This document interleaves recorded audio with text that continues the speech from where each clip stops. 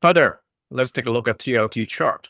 We'll cover the weekly market structure, check out the short-term trends, so you can learn how to assess the risk of next price move, even if you're new to chart analysis. From a big picture perspective, TLT is currently in the markdown stage, but transiting to sideways in the market cycle.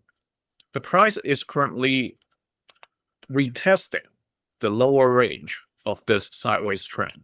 All right. If you consider this red line as the sideways channel bottom and the green line of $100 is the channel top. Okay. So major support in the weekly time frame is $80 as of this moment. The immediate resistance is $85.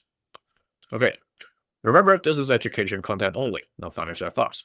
So having seen this, before we get to the daily view, let's take a look at the volume as well. It is still at a pretty high level, even though it is seems slightly declining. But compared to years prior to 2021, okay, it is still a major volume increase. And that leads to a question, right? If people are selling, having no confidence with the long-term bonds, why is it not dropping further, right? Supposedly, it should continue to fall if everybody is dumping. And it seems like it is just retesting the 80 to 85 range, much like what it did back in 2002 all the way to 2007.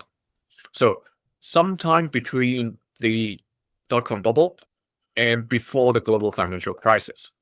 And what happens when the global financial crisis hit? It spiked to a certain level before it drops back again. No, not until end of 2011, it climbs to a single level.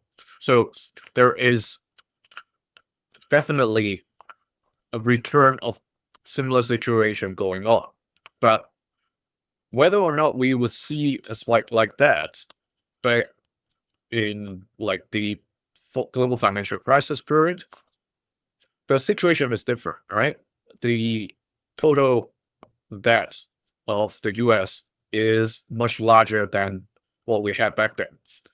Economic environment, geopolitical environment are very different. So it will be interesting to see, even though it seems like it is turning sideways, stabilizing, whether or not it will come up with this kind of spikes. We'll get to that in a second with a second picture. So besides the sideways trend, I also want to show you, if we line up these lower highs, all right, and then we line up the lows from the last one back in October 2023 to where it is now, okay, especially last week where it came down and then popped back up. It is pointing towards middle of next year, July of this time. It doesn't have to break out, at that exact time. It can break out sooner.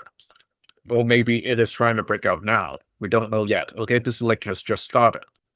What's important over here is that this descending wedge, in textbook candlestick pattern analysis, the descending wedge is indicating certain bullish or bearish price move, similar to other wedges, other than the symmetry wedge, because that doesn't indicate a side. This one, whether or not will come true, we'll soon be able to see. It seems like we've got less than a year before this wedge comes to reality. So let's get to the daily chart. Here, the downtrend or the falling channel is what we have been observing, right? So we have talked about this. If it is climbing back to above 85 and trades above that, but suppressed by this falling channel ceiling, by the time we get to October 2nd or close to October 2nd, it has to come with one decision. One that is from the two C's. Okay, we talk about the two C's. This framework, either continuation or change, are the two C's. So it either continue with this short-term uptrend, meaning breaking the channel ceiling, go outside the downtrend, or it initiate a change of the uptrend, getting rejected and continue along this channel. So potentially coming back to the $80. Those are the two potential situation when we get into September and closer to October time.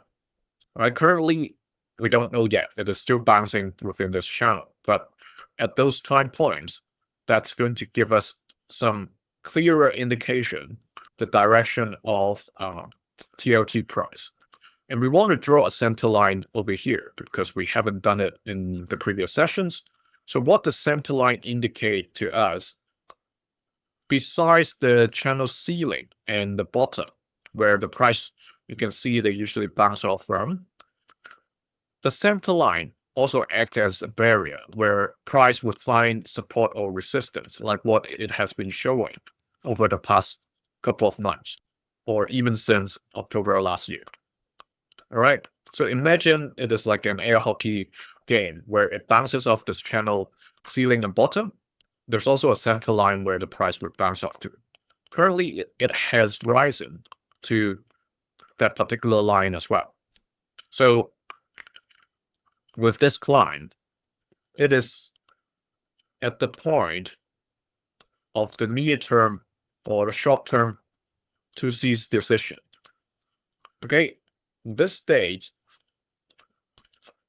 where the trend line crosses the center line, the blue line, is 1st of September. So meaning in about a week's time, if it is still being suppressed by the center line, like what it has been doing in the past 2 weeks, and comes back to find support at this yellow trend line, it is going to trade towards that wedge, the tip of the wedge. And that's where the 2C's come in. Whether it continues with the short-term uptrend or it breaks the trend line and comes back to continue to trade at the weaker half of the descending or falling channel. All right, that's what it is doing as of this moment. So remember to let me know in the comment whether you think it is going to continue with this uptrend or is it going to change from the uptrend coming back down to retest the $80. And you can find my weekly dashboards and write-up on Substack at Asset Lens with the link in the description. See you in the next one. Thank you.